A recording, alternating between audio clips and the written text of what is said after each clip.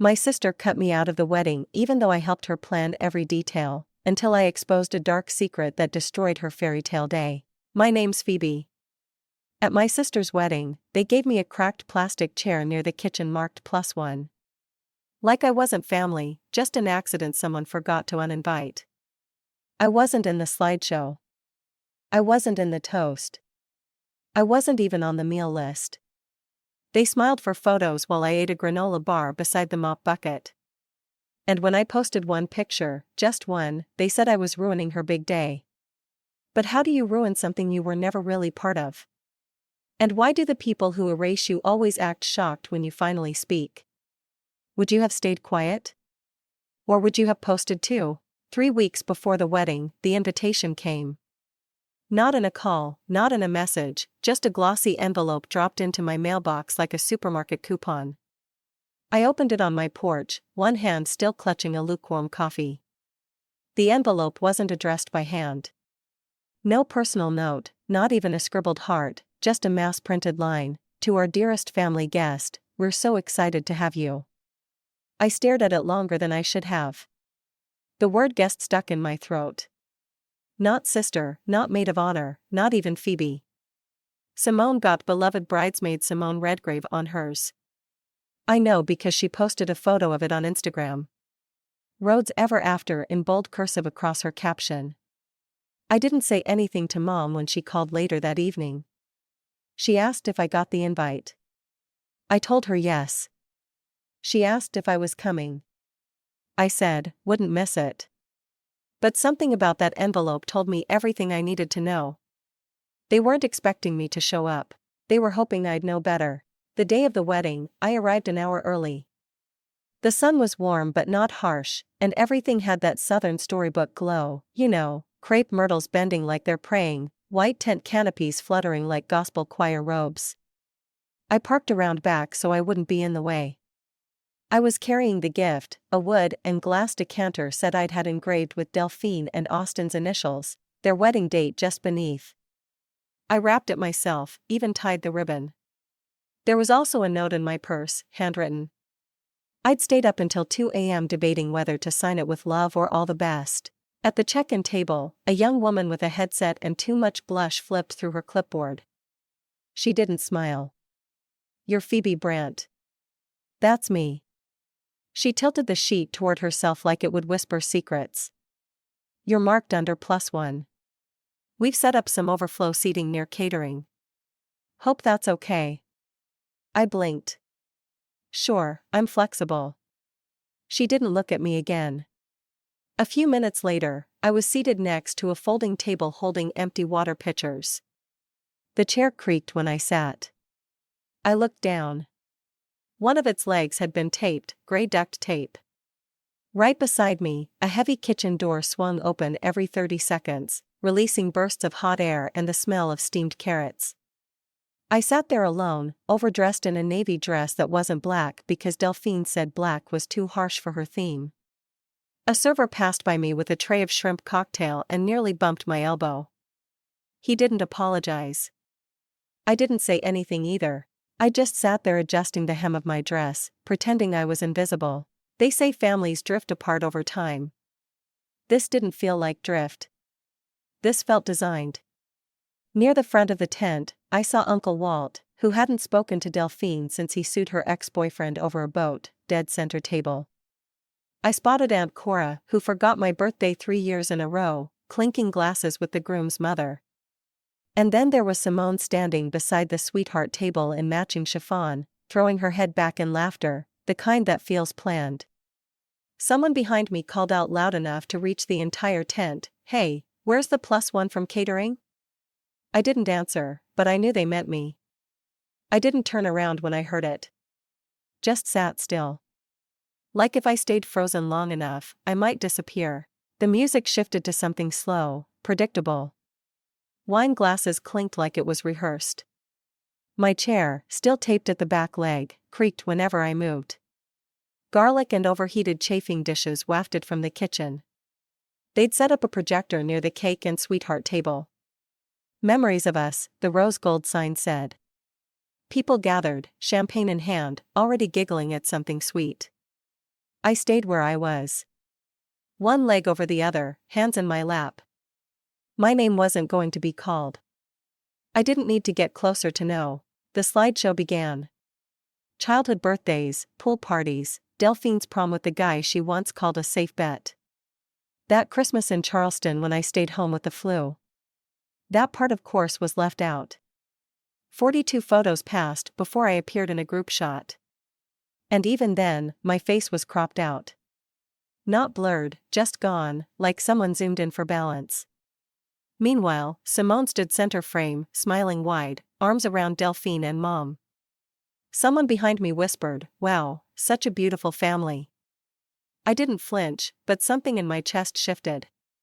Not sharp, just tight, like a lid sealing shut.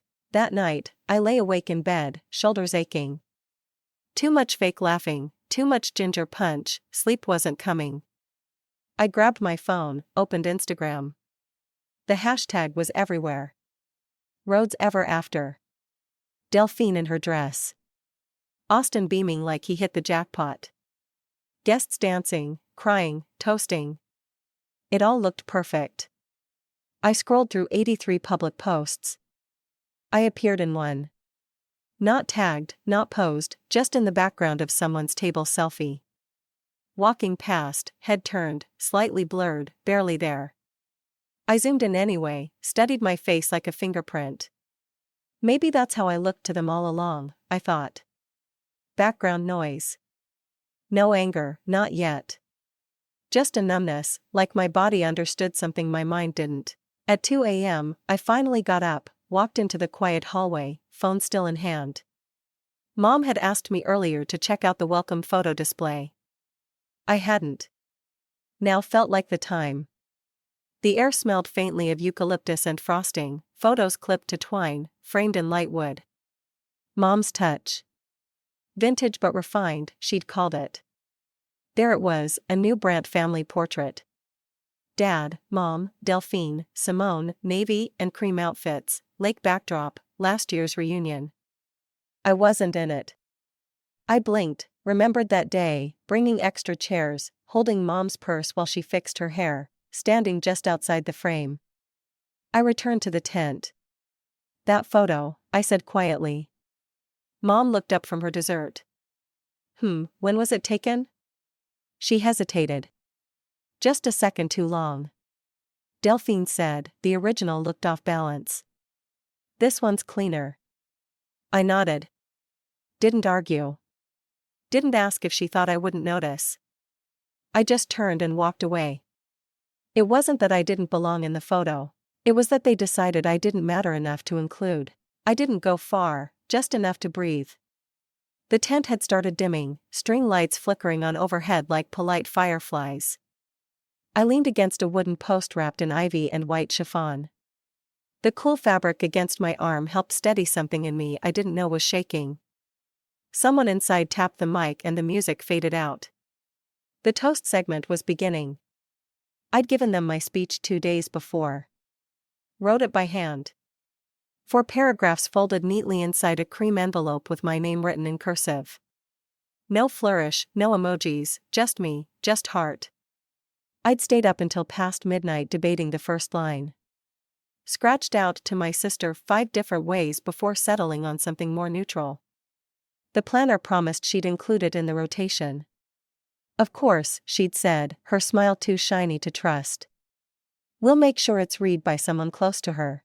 Now, I watched from a distance as the MC, a chipper woman in a red jumpsuit, flipped through a short stack of cards like she was auditioning for a game show. Simone read one. Austin's college friend read another. Then, Delphine's boss, who'd flown in from Boston, took the mic and told a story about Delphine solving a crisis with poise beyond her years. The room laughed. My sister wiped away a tear, but no one read my card. They skipped right past it. I didn't move.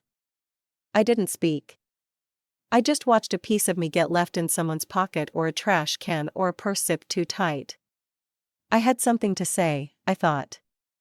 I had something to offer, but silence took the mic. Eventually, I drifted to the bar at the far edge of the tent. Poured a splash of wine. Not red, not white, something rose and forgettable. That was when I saw it. Delphine and Austin at the front table, surrounded by the bridal party, laughing as they opened gifts. A photographer snapped each one. A planner scribbled down notes. Who gave what? Who to thank? Then I saw it. A wooden memory box, ocean blue, lined in soft velvet, tied with ivory ribbon, and a brass clasp. The inside lid held one of our childhood photos. Us on the swing set, grass stains on our knees. I'd added quotes from Mom, old family sayings, little doodles of our old dog. I'd made it myself. Delphine smiled as she opened it. This must be from Aunt Evelyn, she said. She always sends the most nostalgic things. Simone nodded, tossing her hair. Classic Evelyn. She's the memory queen. I didn't say a word. Didn't raise a hand. Didn't laugh. Didn't cry. Just watched them thank a woman who hadn't even flown in for the wedding. They handed off the moment I made with my hands. I thought my history wrapped in someone else's name. There was no one to tell. No one who'd believe I didn't make a fuss because I wanted to ruin the moment, but because I wanted to preserve something of myself. I walked toward one of the back pillars, slipped into its shadow, and leaned there, still unseen. The music picked up again. Champagne fizzed in flutes. People clapped as Delphine stood for a photo with her in-laws. I reached into my clutch and pulled out the envelope. The speech. I tore it once. No ceremony, just a quick, clean rip. Then another, then again, 4 pieces, 8. I shoved them back into the purse. This wasn't the first time I was overlooked, but it was the first time I decided not to ask why. Maybe the real gift was realizing silence doesn't mean peace. Sometimes it's just permission. I stood near the draped column, trying to breathe through the tightness in my chest. My eyes landed on the centerpieces, ivory roses with dusty blue accents arranged exactly like I'd suggested months ago. Back then, Delphine said they looked too funeral. Then she saw the same palette in a bridal magazine and suddenly they were tasteful, timeless, her idea. That's how things go in this family. You offer something quietly. If it works, someone else takes credit. If it doesn't, they act like you were never part of it. A month before the wedding, I found this venue. Not Delphine, not Simone. Me. I was scouting for a client in Beaufort when I came across Oakshade Manor. Big oaks, soft light, a classic southern porch, elegant without being showy. I snapped some photos and texted them to Delphine. This place is perfect. Elegant, shaded, great for photos. She replied 10 minutes later. Send me the contact. Looks cute. No emoji, no thank you, just a request. Still, I called the manager, used my company's vendor discount, got them a better rate than what was listed. I thought maybe, just maybe, helping her shine would bring me back into the fold. It didn't. A week later, I was added to the bridal coordination group chat. 8 people total. Delphine, Simone, a few cousins and friends. I chimed in when it made sense. Flower types, seating flow, timeline tweaks. No one reacted to my messages, but I assumed silence meant approval. Then 2 weeks before the wedding, the group chat disappeared. Not archived, not muted, just gone. I checked again, switched apps, restarted my phone, still gone. I texted Simone. Hey, can't find the bridal group. Did I get dropped by mistake? She answered 30 minutes later. Oh, Delphine wanted to streamline things to bridal party only. No big deal. Hope you understand. Sure, of course. No big deal. I never brought it up again. Now, watching the table runners I'd chosen ripple under the fan, it hit me. I hadn't told anyone I picked the venue or the florist or the tasting date. Guests walked by admiring the setup. Delphine has such an eye for detail. She always could pull off a vision. She should have gone into event planning. That last one came in different forms throughout the night. She's got that natural elegance. She's the one who carries the family name, right?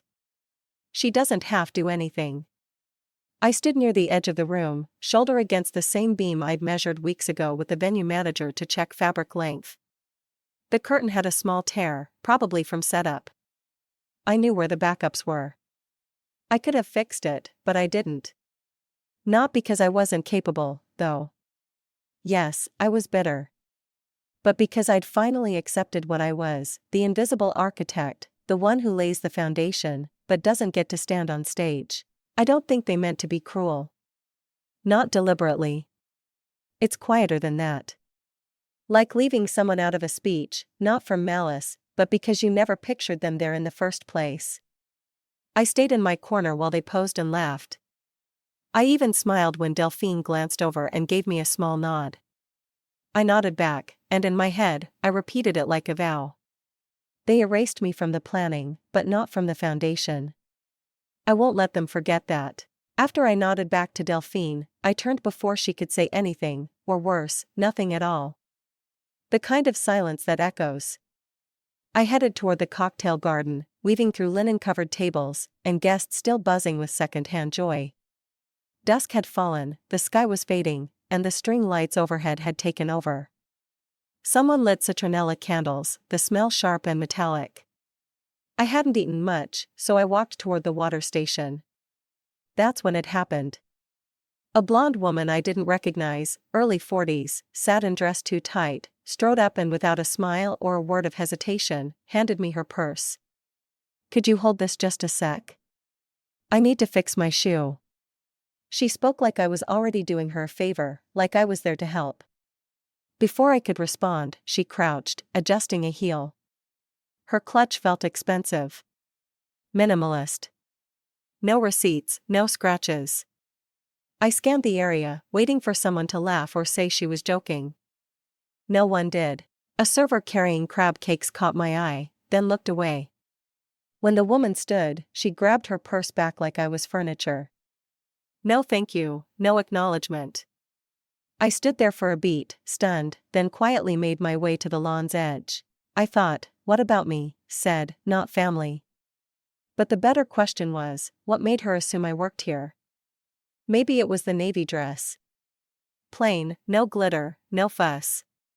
Maybe it was the bun, the muted lipstick. Or maybe it was how I hovered too often, stayed out of the frame. Behind the scenes, useful. Weeks earlier, I'd been CC'd on a florist email. A sample arrangement needed approval. Simone forwarded it with a subject line, sending to Phoebe, logistics. That was it. Not Phoebe, sister of the bride. Not even Ms. Brandt. Just a task. No one else in the thread had a title. No one else was reduced to parenthesis. I reread it 3 times. My stomach dropped, but I didn't respond because I knew it wasn't a mistake. When they define you by function, I thought, they forget you're a person. Later, I wandered behind the tent near the catering carts and folding chairs. I knew my seat would still be empty. One of the servers walked past with a tray of mini tarts. He paused. "You sure you're not one of us?" he asked, grinning gently. I blinked.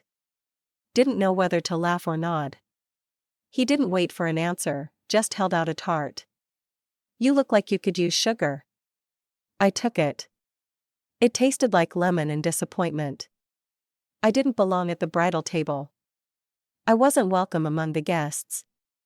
Maybe I was part of the staff, just not on payroll. Inside the tent, the laughter spiked. Someone must have given a toast. Another glowing story about Delphine's grace under pressure. I looked toward the tent. The light inside flickered warmly against gauzy panels. That light had never quite reached me. And suddenly, I understood something. Maybe I stayed quiet all this time because the moment I spoke, I wouldn't be mistaken for staff anymore. I'd be labeled a problem. I stayed at the edge of the cocktail garden a little longer, just long enough to watch the next round of toasts echo out under the tent. Each story someone told about Delphine was met with gleaming smiles and choreographed gasps, like the room had agreed ahead of time which jokes to laugh at and which memories to clap for. Eventually, I slipped back inside, not out of interest, but because my feet were cramping and the mosquitoes had found me. I moved along the side of the tent, keeping to the shadows like a roadie at a concert, blending in with servers adjusting drink trays and catering staff rolling in dessert carts. And that's when I saw him. 2 tables from the sweetheart table, seated directly in Delphine's line of sight. Blake, clean-shaven, navy suit, relaxed, like this wasn't a room full of ghosts for him. I hadn't seen him in 2 years. Not since the night I learned he'd been seeing someone behind my back. Someone who, as it turned out, used to sit beside me at Thanksgiving dinners. I told Delphine everything back then. She was the one I called when I found the text messages. And now there he was, laughing, comfortable, wearing the exact cologne I once bought him for Christmas, when I thought we still had a future. A woman at the next table leaned toward me and whispered, "I think he was Delphine's college buddy. He flew in from Colorado. Must have been close." "College buddy?" He turned his head, caught my eye, and then he nodded. Just a slow, polite nod like you give a coworker you once shared an elevator with too many times. That was it. I didn't nod back. I kept walking toward the buffet, trying not to look like my stomach had tied itself in a knot. I wasn't hungry, but moving gave me something to do. From behind me, the newlyweds made their way through the tent, table by table, doing the rounds like politicians before an election. They were gracious, all hand squeezes and compliments. When they reached my row, I froze. Delphine was less than 4 feet away. She leaned over a guest, laughed at something he said, her hand brushing her husband's back. Then she turned and walked right past me. No pause, no glance, not even that tight-lipped, "thanks for coming" nod. I stood still. If she looked at me, maybe she'd have to remember that I existed before her wedding hashtag. Maybe she'd have to acknowledge what she'd built her whole weekend on. But she didn't. She moved on to the next table like I wasn't even standing there. And no one, not one person, blinked at the fact that I hadn't been greeted. One older couple actually smiled at me like I might be refilling the drinks. And I just stood there sandwiched between 2 flower columns I helped her pick. I remembered the vendor, the swatches, how we sat on her porch debating whether cream or ivory looked better against eucalyptus. They didn't forget me. They made a decision. I moved toward the dessert station, past the chocolate fountains and tiny eclairs. I didn't take anything, didn't want to. Because in that moment, right there, under soft lighting and curated perfection, something inside me hardened. Delphine wasn't my sister anymore. She was just someone I happened to be related to, and I couldn't tell which hurt more. That she walked past me or that I expected it. By the time I made it back to my assigned seat, most of the main tent had already shifted into that post-dinner haze. Half-full plates pushed aside, waiters weaving through conversations, someone somewhere always laughing louder than necessary. I lowered myself into the chair gently, partly because my feet were sore, but mostly because I didn't want the chair to squeak again and remind anyone that I existed. In front of me sat a woman I'd never seen before. Her curls were perfect. Her laugh even more so, directed toward a man who wore his tie loose like he thought it made him charming. Based on the way she touched his shoulder, I guessed she was his date. I looked around the table. No one I recognized. The entire group looked like they were on a break from something else. Vendors plus ones and me. This wasn't just overflow seating. This was the place where they sent the people they didn't want in the photos. Simone passed by. She caught my eye for a split second, then looked straight through me like I was part of the linen. This wasn't just a seating oversight, I thought. This was a message. You don't belong here either. My napkin was still folded, untouched. A waiter came by and cleared the place sitting next to mine, muttering something about miscounts. I didn't ask. A few minutes later, Aunt Cora appeared like she had wandered in from a side room. She wore her usual floral print and an expression like she was trying to solve a riddle. "Oh, Phoebe," she said, her voice lilting. "I didn't see your name on the table chart. I thought maybe you didn't come." "I've been here since noon," I answered, not even bothering to smile. Cora's eyes blinked once, then narrowed slightly like she wasn't sure what to say. "Oh, maybe they updated the chart last minute." You're still helping with things, right? I paused, just long enough for her to feel it. Not anymore. She didn't respond to that. Just gave me a soft well and moved on to greet someone else. It didn't hurt exactly. It just confirmed everything I already knew.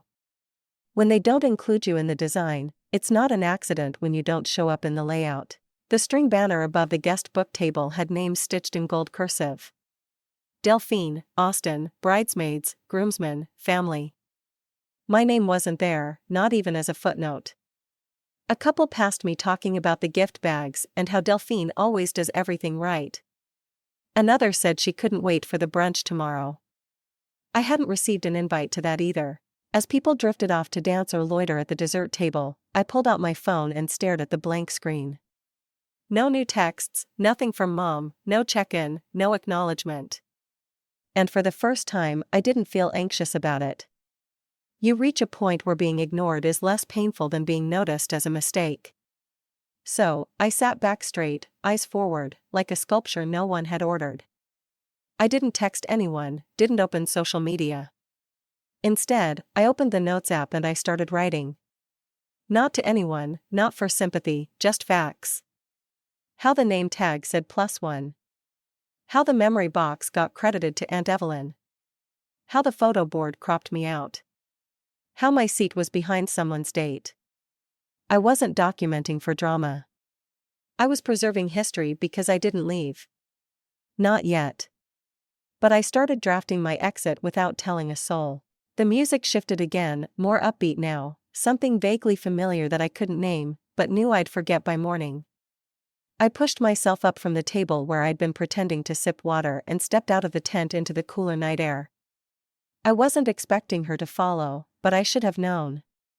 Mom always liked to tie up loose ends, even if she left the stitching crooked.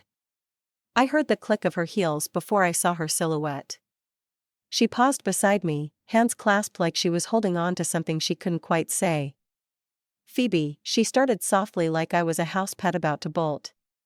"Please don't cause a scene. This is Delphine's day." I turned toward her slow and level. "I've been here since morning. What scene have I caused other than breathing?" She flinched barely, but it was enough. She looked over her shoulder like someone might overhear. "She's just under a lot of pressure. Big crowd, important people. It's not the time to stir things up." I almost laughed. "You're asking me not to react, but you haven't asked her not to act." She didn't answer that. Just stood there for a beat too long and then nodded like the conversation had somehow ended itself. After she left, I pulled my phone out of my clutch to check the time. 7:47. A message lit up the screen. It was from Darla, the wedding MC. "Hey. I wasn't supposed to say anything, but Delphine asked me to leave your name off the thank you list during toasts. Just wanted to avoid tension." I stared at the message, read it once, then again. They hadn't just forgotten me. They'd erased me on purpose, proactively, strategically. They were afraid that hearing my name would break the spell. I typed a response, deleted it, tried again, deleted that, too. There was no version of the truth that would land gently with someone who had already rewritten the script. Instead, I tucked the phone away and started walking along the outer path that circled the tent. The lanterns along the gravel walk cast a warm, washed-out glow that caught on the edges of fallen leaves. Everything was manicured. Nothing left to chance. This wasn't a mistake, I thought. This was policy. From where I stood near the edge of the pond, I could hear the laughter from inside the tent. A ripple of applause, a glass clinking, probably another story about how Delphine handled a college group project with grace and leadership. I looked down at my reflection. The water caught me, distorted me slightly with the ripple from a breeze, but I was still there, still standing, still not invited in. I didn't feel rage, not exactly. It was something sharper, but quieter resolve. I didn't need to scream. Didn't need to interrupt the toast or stand up and make a speech that would get twisted the second it touched someone else's mouth. I just needed to stop pretending this didn't hurt, that it hadn't always hurt. I picked up a small rock from the edge of the path and skipped it across the water. It bounced twice and then disappeared without sound. And that's when I knew, really knew, that I wasn't part of this performance. I was just the backstage crew who had finally stepped into the light. Next time someone asked me not to ruin the day, I'd remind them I wasn't the one who scripted it. I stayed near the water's edge just long enough to collect myself. Not because I was fragile, but because I didn't want to walk back into that tent looking like I needed saving. The sun had dipped fully now. Lanterns glowed under the tent like fireflies caught mid-conversation. The air smelled like roasted meat and cloying sugar, and my stomach reminded me I hadn't eaten since mid-morning. I moved toward the buffet line, trying to blend with the latecomers. A young server held a tablet and a worried smile. "Name, Phoebe Brandt," I said. He scanned the screen, tapped, scanned again. I don't see a meal listed. Any dietary notes? Yes. Vegetarian, no dairy, I said plainly. He blinked. Sorry, you're not on the list. I took a breath. I emailed that in weeks ago. Got a confirmation from the planner's assistant. He motioned to a woman a few feet away, clipboard in hand, and hair pulled too tight. She looked up as if I'd interrupted something vital. "We don't have you marked for a dietary meal," she said, voice already dismissive. "You can grab whatever's left after table 14. "Which table is 14? I asked. She pointed toward the far corner where cake plates were already being passed. So that meant nothing warm, no apology, no concern, just another small eraser served cold. I walked back to my table and sat down, resisting the urge to crumple my napkin just for the satisfaction of ruining something. Instead, I reached into my clutch and pulled out the granola bar I always carried for emergencies. Apparently, this qualified. I unwrapped it slowly, took a small bite, chewed like it mattered. Somewhere behind me, laughter built again. I scrolled my phone absently, trying to anchor myself to something dull. That's when I saw it. A guest, someone I didn't know, had posted a story to Instagram. It was a video. Shaky, low light, poorly framed, but unmistakable. Me seated alone near the catering corridor. Head down, chewing. The caption read, "Staff breaking hard." I stared at it. The post wasn't tagged, but the comments rolled in. Is that the wedding planner? I thought she was part of the family. Nope. She's always back there. Always back there. Simone texted me within 5 minutes. Simone, you shouldn't be sitting there. People are talking. I didn't respond. Not because I didn't have words, but because none of the ones I wanted to say could be softened enough to fit through her filter of image management. Instead, I saved the video to my phone. I didn't cry. I didn't laugh. I didn't even sigh. I just sat. Because the joke wasn't the story. The story was the silence that followed it. No one, not Delphine, not Mom, not a single cousin, said a word in the comments. No defense, no correction. They saw it. They let it stand. This isn't about food, I thought. This isn't about being left off a list. It was about place, position, and I'd never been given one. If they were going to serve me last, I'd make sure they remembered who stayed hungry. After saving the Instagram video to my phone, I slipped the device back into my purse like I'd tucked away evidence. I stood slowly, smoothed the front of my dress, and walked toward the restrooms on the far end of the venue.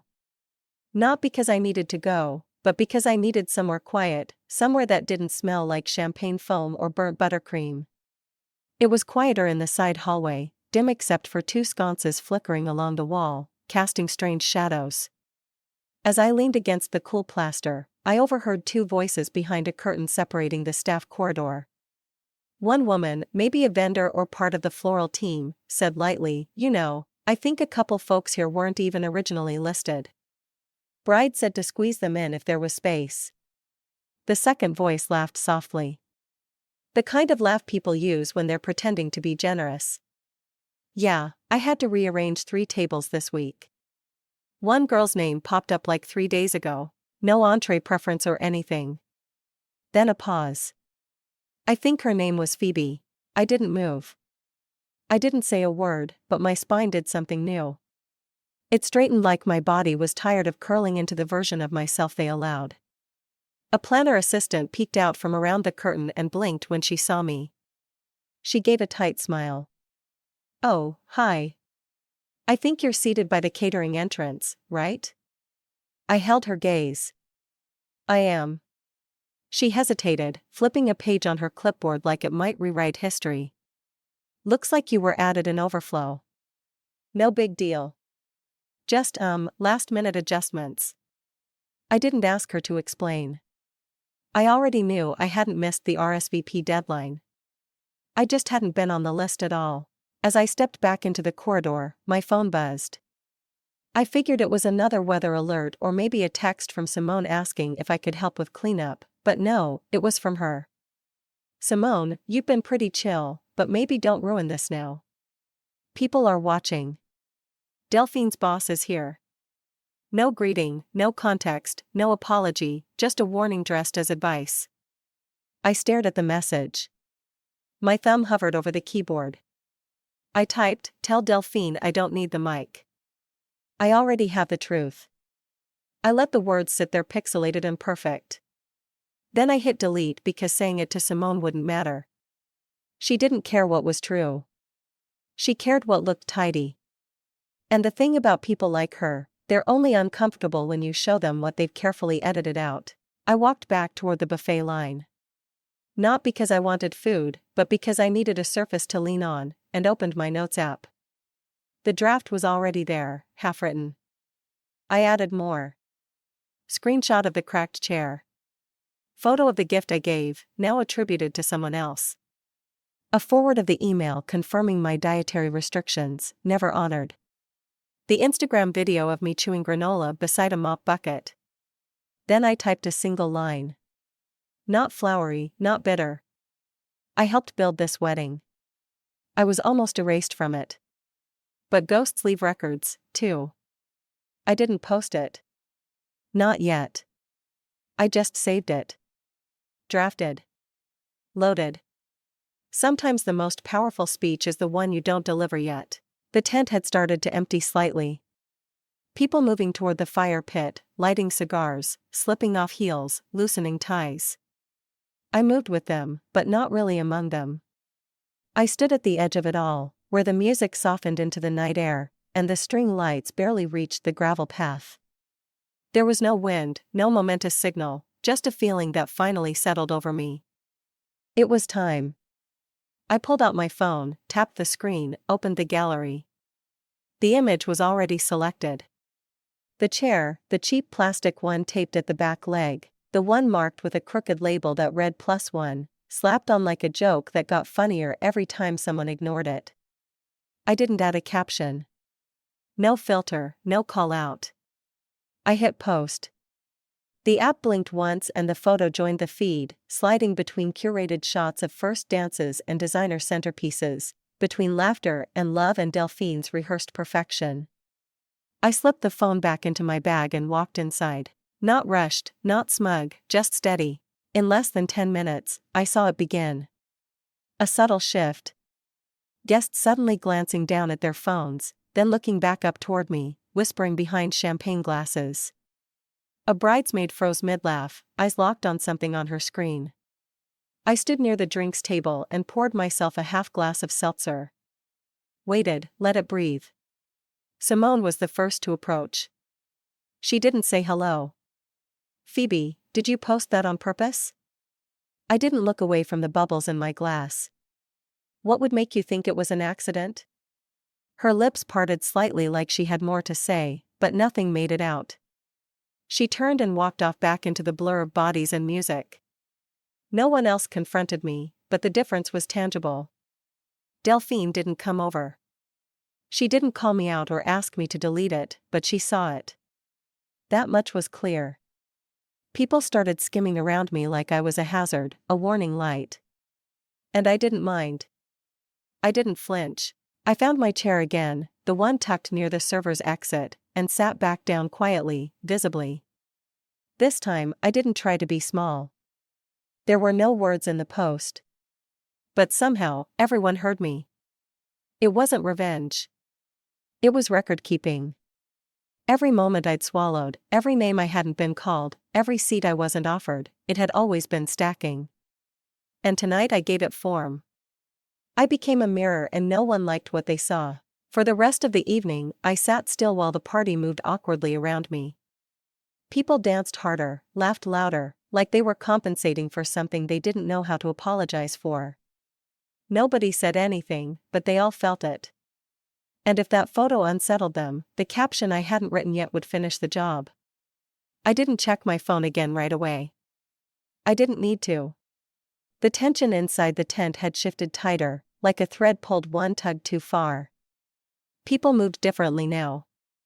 Conversation stalled mid-sentence when I walked past, like I'd become an echo. No one wanted to admit they heard.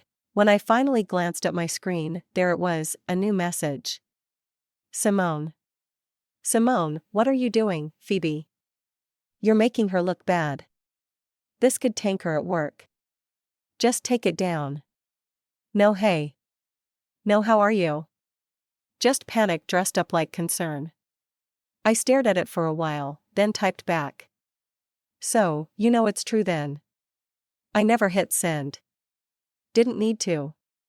Some truths are best served without commentary. They didn't want peace. They wanted silence. Neatly gift-wrapped and passed around as harmony. So, I let them keep their version of peace, but not without a mirror. I took a slow walk past the sweetheart table again, not because I had business there, but because I was curious to see who still sat near the throne. Blake was still there, laughing, comfortable, a drink in his hand, the exact cocktail he used to order at our favorite bar back when I still thought he told me everything. He didn't speak when I passed, didn't even flinch. But I saw his eyes drop briefly to my phone screen as it lit up with another message. Someone else sharing the post. He knew. He knew why I posted it. And he still stayed seated at her table. I didn't expect him to get up. Not really, but I think part of me wanted him to look uncomfortable, to shift in his chair, maybe to glance my way with something resembling regret. He didn't, so I kept walking. The music had picked up again, trying to drag the evening back to the script. A line dance started. A conga line formed. Laughter roared like an engine being revved a little too hard. The MC chirped something about cupcakes and late-night s'mores. I stood by the guest book table. The banner above it read, "Thank you for being part of our forever." I scanned the pages. Dozens of entries, handwritten notes, doodles, glitter pens. Mine wasn't there. I had stopped asking for inclusion, but I was still learning how exclusion worked.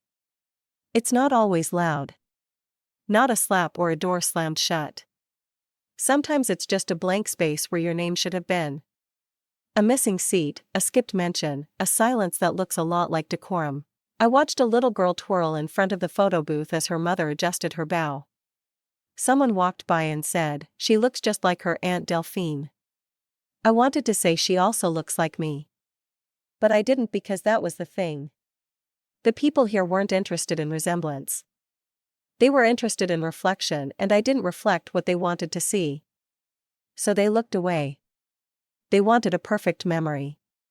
I gave them an accurate one instead. By the time I made it back home, the wedding was long over.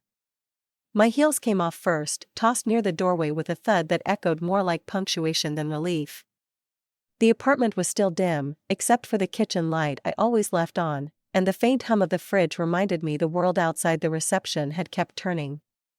I set my clutch on the table, kicked the door closed, and took a slow breath. Then I opened my laptop. Not for emails, not for work, just to upload what they'd forgotten I'd been recording all along. I scrolled through my phone's gallery, past screenshots, awkward selfies, and then paused on the one video that mattered. Less than a minute long, shaky, informal, but it said everything. It was me. No makeup, no spotlight.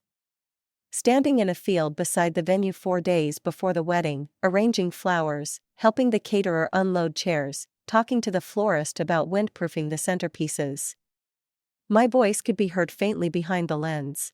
"Let's move the table a little west." The light hits better at 5 p.m. It was nothing flashy, nothing emotional, just evidence. I posted it to the same platform where the chair photo had lived. Caption: I helped build the wedding. You just chose not to see me. No hashtags, no filters, just facts. Then I closed the laptop, sat down on the couch, and waited. I wasn't even halfway through a glass of water before my phone buzzed. Once, twice, then nonstop. Comments came first. Wait, she did all this? She's the sister. Why wasn't she part of the bridal party? This is heartbreaking. Someone I hadn't spoken to since high school shared the post with the comment, "This is why I hate curated weddings. Too many people erased for the aesthetic." Then came the DMs, Delphine's coworker. This is disappointing. It changes how I see her. A cousin I hadn't seen in years. I always wondered why you baths looked like a stranger in those photos. And Simone, of course. Simone, take this down. It's getting out of hand. I didn't reply.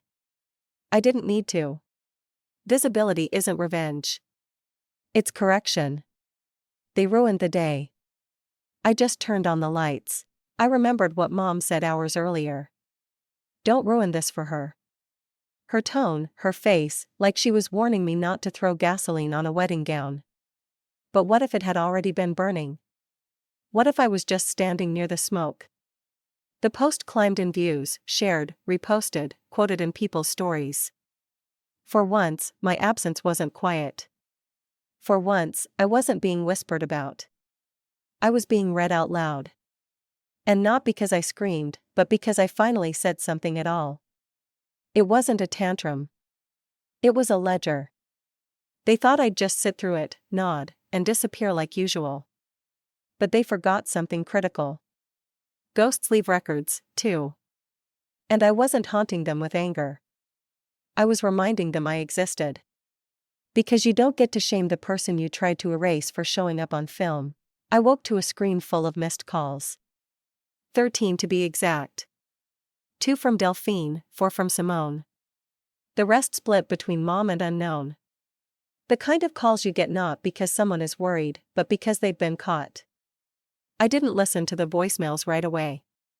I let them sit, lined up like a jury, waiting for me to pretend I owed them something. Instead, I went into the kitchen, made tea, and let the water boil over once before I remembered I was making it. Eventually, I pressed play. Mom's voice low and controlled. You made your point. Can we move past this now? Then Delphine's text came through. This is affecting things beyond just us. Please don't take it further. Simone again. You win. Can we move on?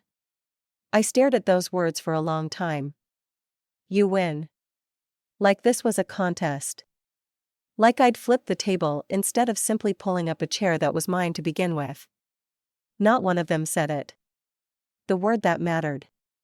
Sorry, because that's what people like them do. They circled the apology without touching it. They manage optics, not impact. I set the phone down and opened the laptop again, not to post, but to watch, just to remember that I had proof, and that proof had a pulse. The video was still climbing in views, reposts, comments, some anonymous, some uncomfortably familiar. She's the sister. What in the world? How do you forget someone who helped build it all? The silence from the family speaks volumes. I didn't respond to any of them, but I read every word. Not because I needed validation, but because this time I wasn't the one who had to explain. It wasn't the attention I wanted. It was the clarity I needed. For so long, I thought if I kept quiet, they'd notice the absence and pull me in. But the truth, some people only miss you when they need something. And when they don't, you become background. You become convenient to forget. So, I gave them something they couldn't forget. I opened my calendar and deleted the recurring reminder for Delphine and Austin's anniversary gift, unfollowed her, muted Simone, boxed up the wedding gift I had planned, an engraved frame with their names, the one I'd spent 2 hours choosing fonts for. I slid it to the back of my closet beneath old tax folders and winter scarves. Then I grabbed a sticky note and wrote just one sentence. Closure doesn't always knock. I stuck it inside the kitchen cabinet, a place I'd see it often, just in case I ever forgot that the door doesn't always slam. Sometimes it just stays closed. Not locked, not barricaded, just no longer open. I didn't call anyone that day. Didn't post another thing. Didn't check if they were still talking about me online. Because here's the thing. Nobody tells you about letting go. It's not a grand declaration. It's a choice made in increments. One boundary, one silence, one deletion at a time, and I was finally getting good at it. This wasn't reconciliation, it was release. The morning light didn't feel like a new beginning. It felt like a quiet ending that didn't need to be announced. I brewed coffee like I always did.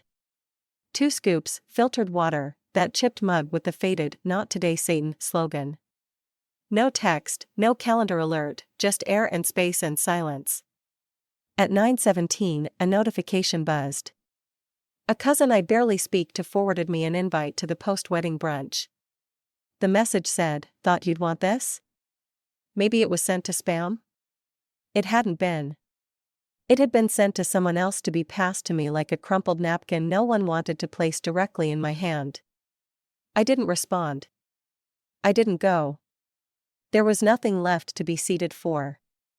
I'd already stood for myself. I cleaned the kitchen instead. Not aggressively, just enough to feel like I had control over something, scrubbed the counter, rinsed the fruit bowl, tossed out the invitation, gently folded into the trash. At 10:30, my phone lit up again. Mom.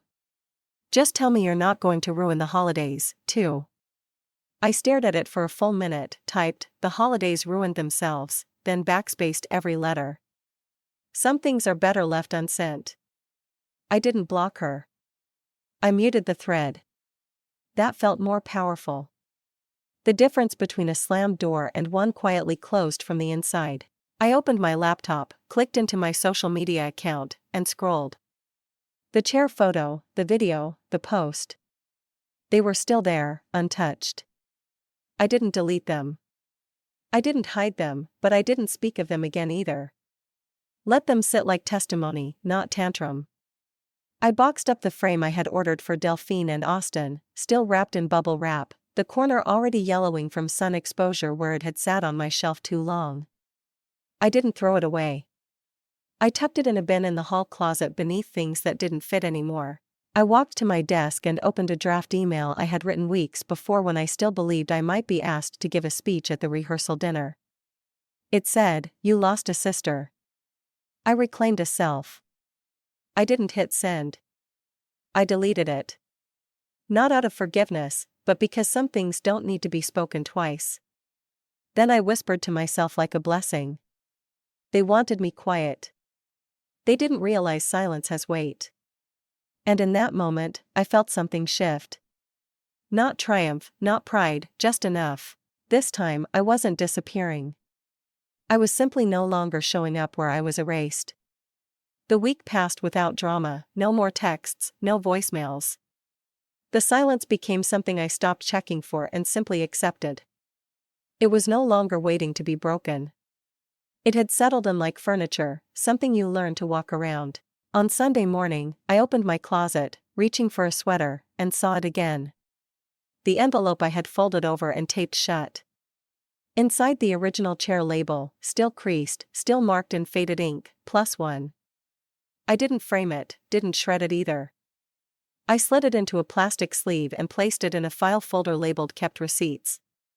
Not for revenge, for memory. I used to keep things because they reminded me of good moments.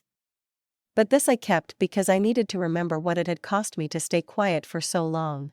Later that afternoon, I walked to the lake a few blocks from my apartment. It wasn't much. A man-made park, a few ducks, a line of benches with names etched into plaques. I brought my journal, not my phone. The first bench I passed was already taken. An older woman in a windbreaker was tossing breadcrumbs to a crowd of pushy mallards. I sat on the next one. We didn't speak at first, just the quiet thump of wings and the occasional squawk from a duck who'd arrived too late for the bread. After a few minutes, she glanced over and said, "Funny how some people spend their lives waiting for someone to make room." I smiled. Not polite, genuine. Sometimes you realize you've been standing for so long, you forgot you could sit somewhere else. She nodded once and turned back to the water. She didn't ask for details. Didn't need them. That kind of woman, the kind who feeds ducks and says things like that, already knows what it means to not be invited and to show up anyway. Back home, I opened my journal to a blank page. Not to write about Delphine or Simone or the wedding, just about me. For the first time, I didn't frame it around what they'd done. I didn't write in reaction. I wrote in declaration. I am allowed to exist beyond what I am to other people. I paused, then added. I can outgrow roles I never agreed to play. I closed the journal, set it on the coffee table, and walked to the window. Outside, the sky had gone lavender just before it folds into dark. There were still things that hurt, still corners I avoided, still songs I couldn't hear without flinching. But I no longer waited for someone to make room for me. Forgiveness, I'd realized, doesn't mean reunion. It just means I no longer carry it in my hands like a dish I need someone to take. They wrote me out. I wrote myself back in on my own page. I may not have had a seat at their table, but I'll build my own. And this time the name card will be mine,